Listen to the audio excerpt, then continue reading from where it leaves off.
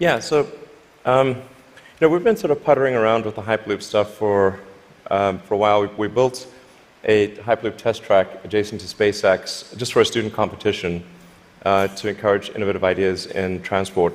It actually ends up being the biggest vacuum chamber in the world after the Large Hadron Collider by volume. It was sort of quite fun to do that, but it was kind of a hobby thing. And then we think we might. So we developed a little pusher car to push the student pods, but we're going to try seeing how fast we can make the pusher go if it's not pushing something. Huh. So, I mean, like, sort of cautiously optimistic we'll be able to be faster than the world's fastest bullet train, even in a 0.8-mile stretch. Whoa. Good brakes. Yeah. I mean, it's either going to smash into tiny pieces or.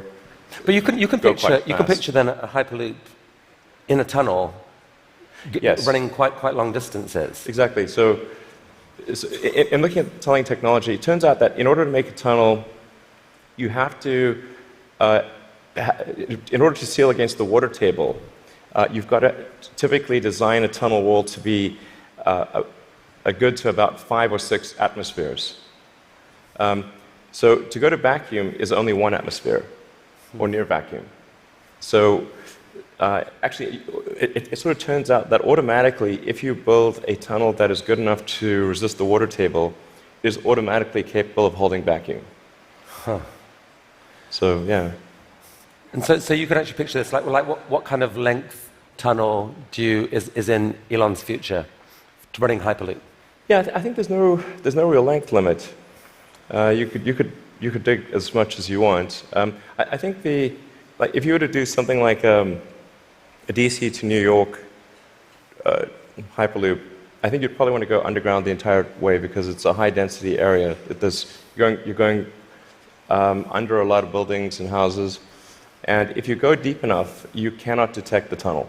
Sometimes people think, well, it's going to be pretty annoying to have a tunnel dug under my house. Like, if that tunnel is dug more than about 3 or 4 tunnel diameters beneath your house, you will not be able to detect it being dug at all.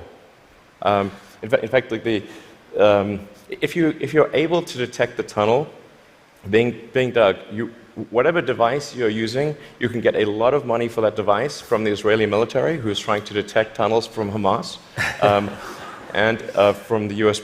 Customs and Border Patrol that try to detect drug tunnels. So the reality is that Earth is incredibly good at absorbing vibrations, and once the tunnel depth is below a certain level, it is undetectable. Maybe if you have a very sensitive seismic instrument, you might be able to detect it.